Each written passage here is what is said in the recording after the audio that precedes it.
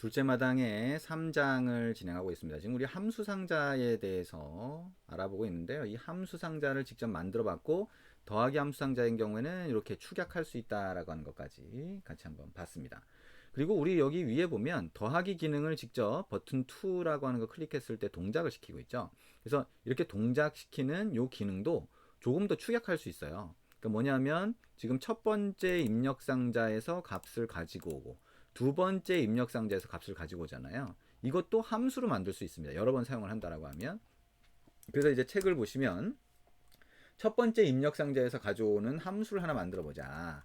자, get first라고 하는 거에 소괄호, 중괄호 이렇게 하면 함수가 만들어지겠죠. 그래서 get first라고 하는 함수를 실행하면 입력 상자에 입력돼 첫 번째 입력 상자에 입력한 거를 갖고 와서 자, 숫자로 변하는 것까지 한번 해주겠다라고 할 수가 있다는 거예요. 그러면 우리 했던 것처럼 var first str이라고 하는 변수 상자 만들고 우리 첫 번째 입력 상자 뭐예요? input 1.text.toString을 하면 첫 번째 입력 상자에 사용자가 입력한 걸 가지고 와서 변수 상자에 넣겠죠. 그 다음에 자 var first equal first str.toInt라고 하면 첫 번째 입력 상자에서 가져온 글자를 숫자로 바꿔줄 거예요.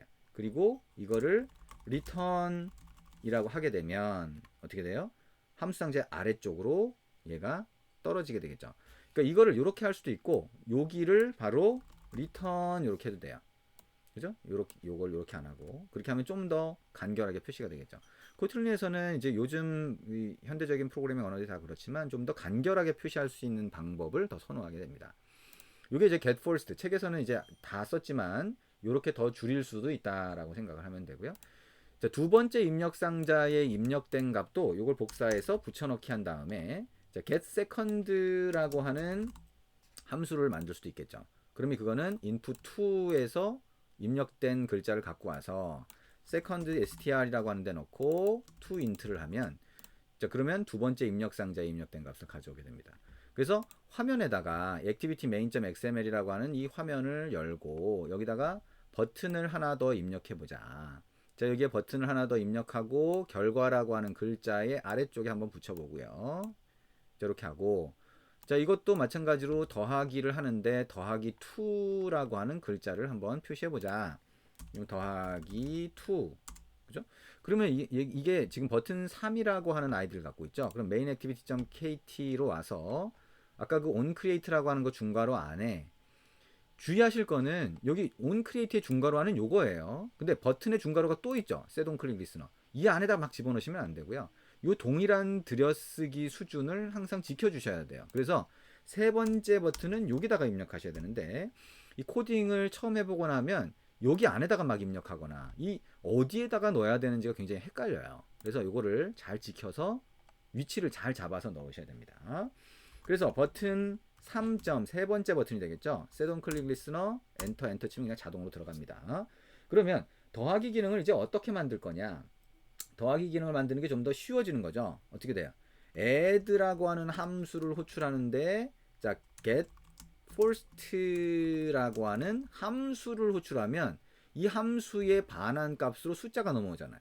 그죠? get second라고 하면 두 번째 입력 상자의 거를 갖고 와서 두 번째가 넘어오는데 그거를 add라고 하는 함수를 실행 즉 호출하면서 거기다 넣어준 거예요. 파라미터로 위쪽 함수 상자 위쪽 구멍으로 넣어준 거죠. 그러면 더하기의 결과가 이쪽으로 넘어온다. 그럼 어떻게 돼요?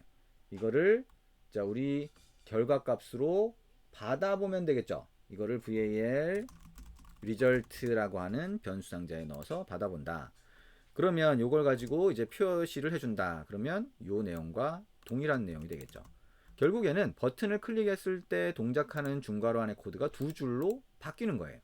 이거보다 훨씬 간단해 보이죠. 대신 함수 상자를 이렇게 만들어줘야 된다. 하지만 이 첫 번째 입력 상자와 두 번째 입력 상자에 입력된 거를 가지고 와서 숫자로 바꾸는 거는 다른 코드에서 또 계속 사용할 수가 있는 거죠. toInt가 여기 소문자가 됐네요. 대문자로 변경해 줄게요. 계속 빨간색으로 표시가 되고 있긴 하지만 자, 실행하는 데는 이제 별다른 문제가 없다라고 하는 거 직접 한번 해보시면 됩니다. 자, 그래서 이렇게 어떤 코드가 중복되는 경우에는 함수로 분리하고 그 함수를 호출하는 형태로 할 수 있다라고 하는 거 생각을 해주시면 됩니다. 자, 그 다음에 우리가 이 함수 상자를 여기서 만들었는데요. 여기에 보면 함수 상자의 위쪽 구멍에다가 이름을 붙였잖아요.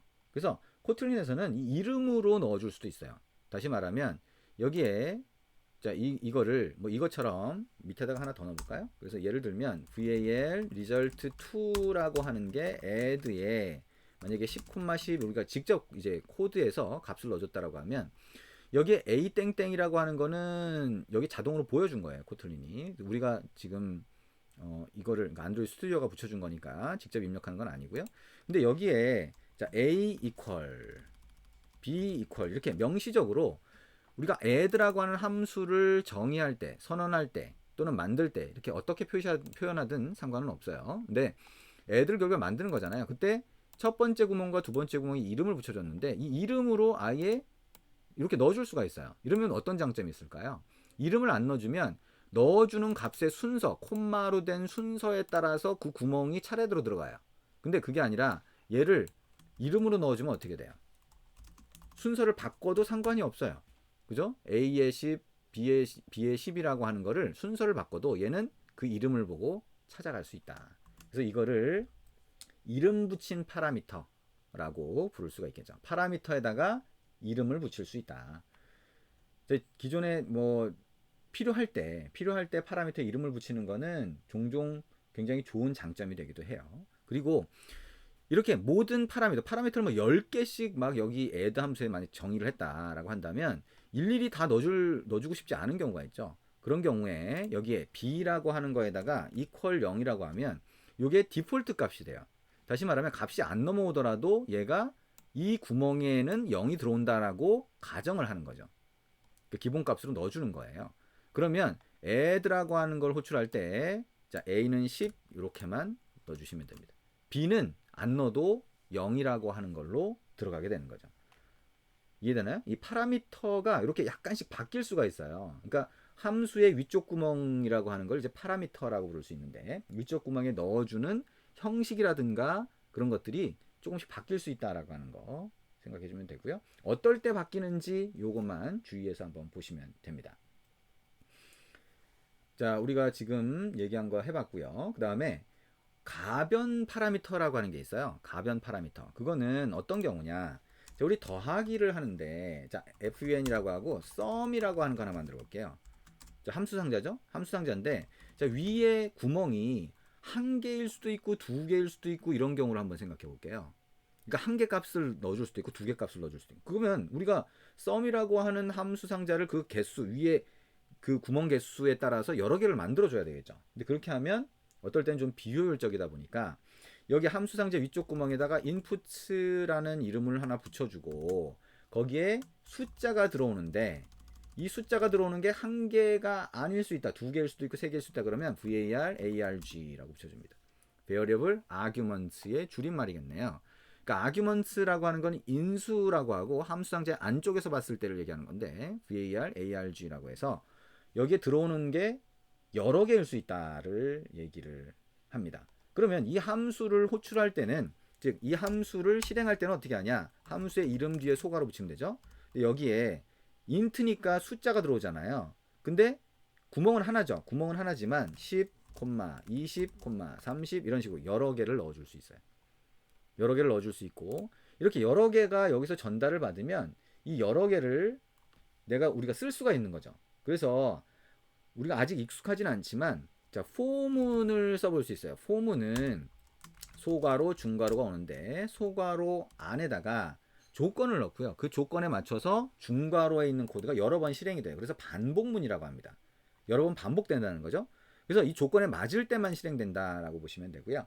여기다가 자, num inputs라고 한번 해볼게요. 그러면 inputs가 위에 구멍을 얘기하잖아요. 위에 구멍으로 들어온 그 값들이 여러 개일 텐데 그 안에 있는 걸 하나씩 꺼내서 num에다가 넣어주고 한 번씩 실행하는 거예요.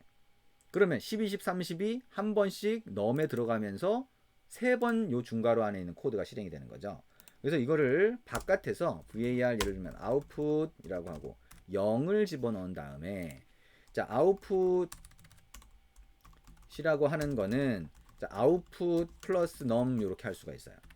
그러면 이 변수를 잘 보면 변수 상자를 잘 보면 아웃풋이라고 하는 거를 요 이퀄이라고 하는 게 있을 때 오른쪽 먼저 해석을 하거든요. 그래서 아웃풋이라고 하는 변수 상자에 0이 들어있는데 그거를 넘 안에 있는 처음에 10이 넘어오겠죠? 10이 넘어오면서 실행되니까 그러면 10을 더한 다음에 이퀄이니까 오른쪽에 있는 변수 상자에 넣어주는 거예요. 그러니까 아웃풋이라는 변수 상자에 들어있는 값 0 플러스 넘이라고 하는 거 들어있는 10 더해서 왼쪽에 있는 변수 상자에 넣어준다. 아웃풋에 다시 10이 들어가겠죠. 그 다음에 20이 들어오면서 다시 중괄호 안에 코드가 실행된다. 그러면 여기에 10, 20, 그래서 30이 들어가겠죠. 이런 식으로 쭉 들어가게 됩니다. 이거를 마지막에 리턴을 해주자. 리턴 아웃풋이라고 하면 자 리턴 되는 게 숫자가 되죠. 그럼 여기에 int 이렇게 명시할 수가 있다. 그러면 sum 이걸 실행할 때 호출할 때는 요게 결과값으로 val result 3 이렇게 받을 수 있다. 그래서 함수를 정의할 때 요 파라미터 또는 arguments라고 해서 인수 이렇게 얘기할 수 있는데 이게 여러 개가 있는 경우에는 var, arg라고 할 수 있고 여러 개를 던져주고 그걸 가지고 우리가 원하는 처리를 할 수가 있다 라고 하는 거 생각을 하시면 됩니다. 우리가 지금까지 알아보니까 이 함수 상자의 위쪽 파라미터죠. 그죠? 위쪽 구멍이 여러 개가 있을 수 있는데 그 여러 개에 들어가는 걸 파라미터라고 한다. 그리고 그 파라미터는 우리가 형식이 뭐 그 파라미터의 값을 넣어주거나 거기서 받는 방식이 여러 가지가 있다라고 하는 걸 지금까지 같이 한번 해봤습니다. 이 다양한 형식을 직접 한번 입력해 보면서 이렇게도 될 수 있고 이렇게도 될 수 있구나. 필요에 따라서 이렇게 바꾸겠구나라고 하는 거 짐작을 해보시면 됩니다.